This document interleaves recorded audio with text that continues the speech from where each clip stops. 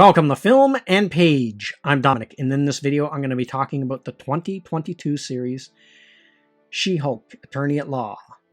That's over on Disney Plus and produced by Marvel Studios.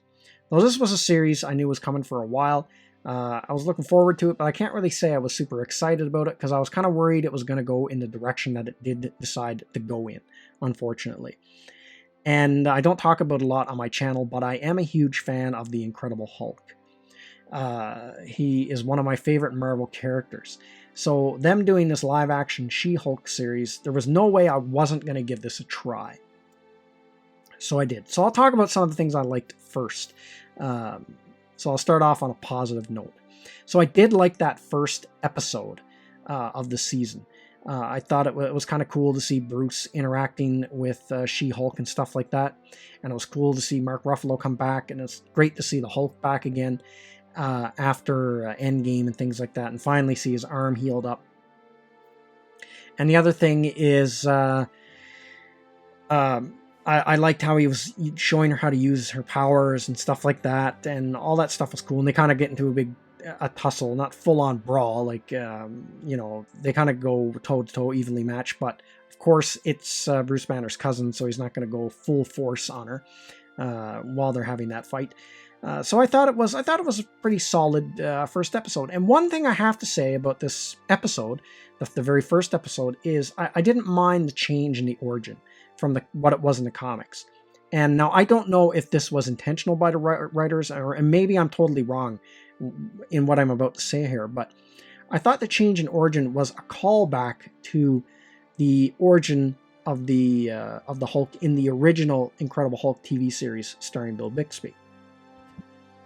Because if you remember, in that series, if you watch the pilot for that, his journey to becoming the Hulk starts when David Banner is driving down the road with his wife, and there's a tire blowout. They lose control of the car flips over into a ditch or a ravine type thing, and then David Banner cannot get his wife out. She's pinned under the car, and he can't get the car up. He can't flip the car over. He just doesn't have the physical strength to do it. The car's on fire. He just can't do it. And so his wife dies because of that. And that leads him to research, like, where do these hidden strengths that sometimes humans display, where does it come from and how do they get it? And that kind of pushes him along the path where he eventually becomes the Hulk. So in this series, the same thing, they're driving and then their car flips over, but this time it's Bruce Banner that gets trapped in the car, and the car's on its roof, just like in the old series. But she manages to get him out. And while she's getting him out, she gets infected with his gamma-irradiated blood, and that's how she becomes the She-Hulk. So I didn't mind that change. I don't know if that was an intentional callback to that original series, but I thought it was pretty cool.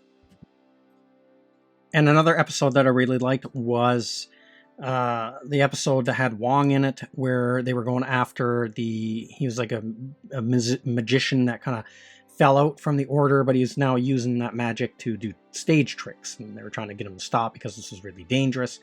And you got some really good superhero action in that episode with She-Hulk fighting the demons that were coming out of that portal and stuff like that. So I thought that episode was pretty good. Also, I liked the Daredevil episode. I thought that was a fun one too, the guy with the frog suit and stuff like that, and them going against each other in court. I thought that was okay. But I have to say, I really don't like the yellow and red suit on the live-action Daredevil. I don't think it works at all. I'm not a big fan of it in the comics, but where comics are, I don't know, it kind of works a little bit better on a comic book page, but in the setting of the MCU, I don't think it works like at all. And in the comics, I've always preferred that solid red suit. And one thing I like about Daredevil's costume, I've always liked about it, is how cool it is, but it's very simple. It's such a simple, stripped-down design. And I always really liked it. It always worked. And I thought they really nailed the live-action look of that really good in the original Daredevil Netflix series. But I have to say that I didn't really care for the yellow suit at all. Especially in daylight, it looks really bad.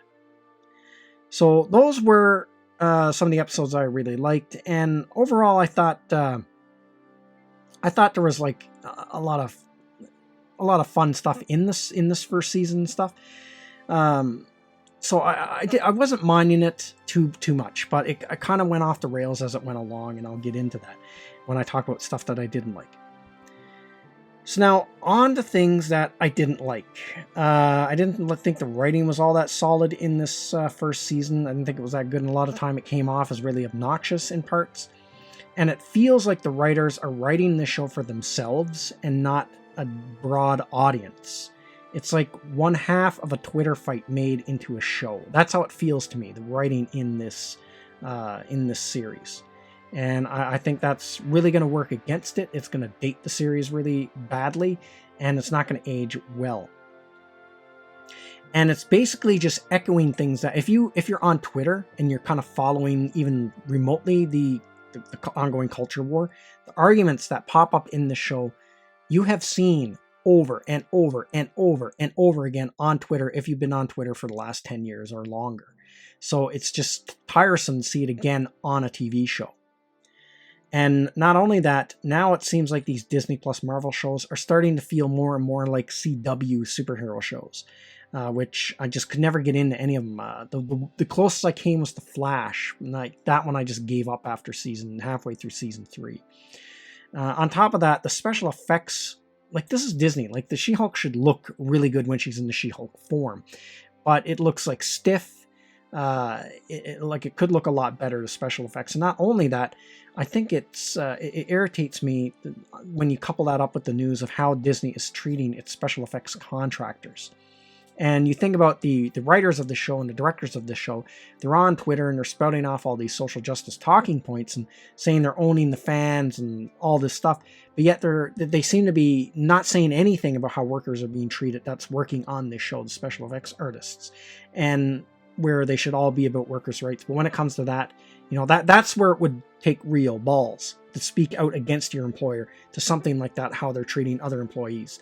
That would take real balls. It's easy to go after basement-dwelling online trolls. That's an easy, soft target. You're never going to get in trouble for doing that. So that irritates me. On top of that, let's talk about the thing that kind of like final nail in the coffin was the final episode. I thought the final episode was really bad. Now, the overarching, I guess, arc in this series has been that there is a group called the Intelligentsia that's straight out of the Hulk comics, and they're trying to steal She-Hulk's blood to make more Hulks. And now, not only that, they have their own website, so they're kind of more portrayed as like just online trolls in this one. But I thought that might go deeper. There might be actually something menacing in there. But it turns out it is just a group of online trolls that, for some reason, they want to like ruin She-Hulk's public persona because they don't think she earned her powers, and then they want to create more Hulks. So the ringleader of this gets Jen's blood, injects himself with it, turns into a Hulk. So you have the Abomination there. You have the Bruce Banner, the Incredible Hulk, show up there. He's going to square off against it. So it all just starts to unravel like the plot.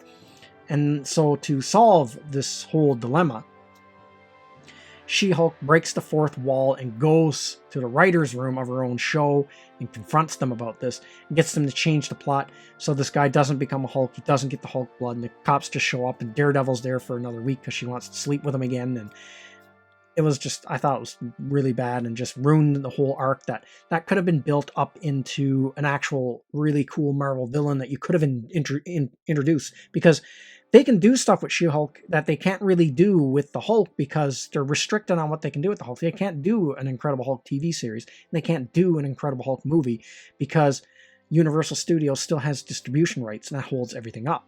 So there's a lot of things that you can do with this series that you can't do. You wouldn't be able to do that. I guess there's things, what I'm trying to say is there's things in this series you can do to compensate for not having an actual live-action Incredible Hulk show. Like, wouldn't it be cool if the Intelligentsia was headed up by the leader or MODOK or something like that? You could introduce them instead of it just being online trolls. And it just came off really obnoxious. It came off as eye-rolling.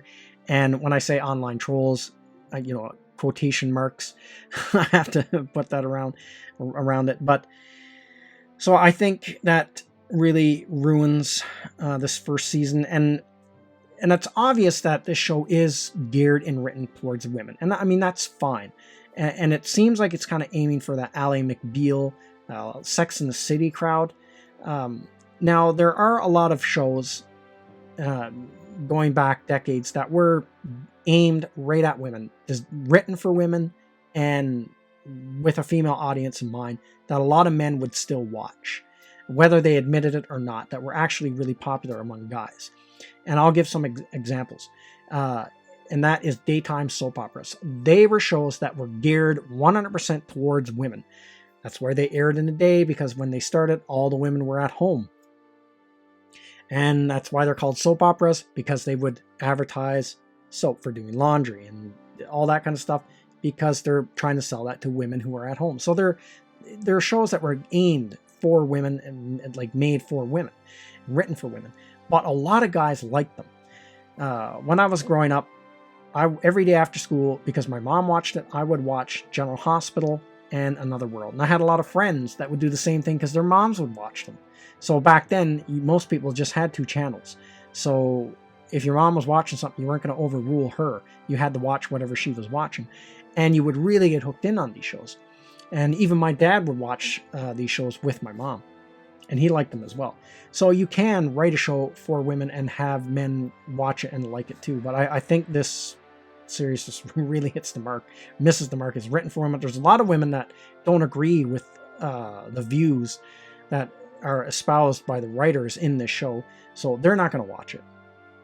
And the way it's written, you're going to alienate a lot of guys from watching this show. So I don't know. Like, I think this show is a swing and a miss.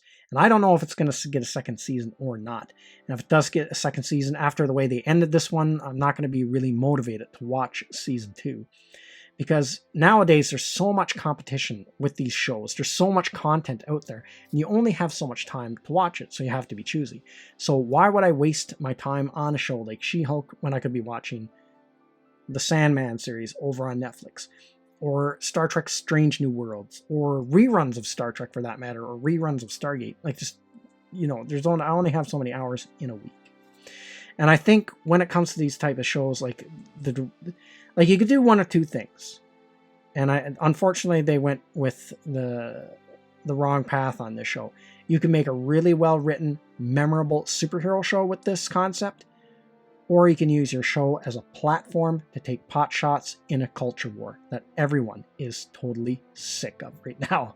So that's everything I got to say in this video. Let me know what you think in the comments section, and I will see you at the next one. I'd like to say thank you to all of my subscribers. I appreciate you all in helping this channel grow. If you're new to the channel, don't forget to like, share, and subscribe. Also, don't forget to hit the bell icon so you'll be notified when new videos are uploaded.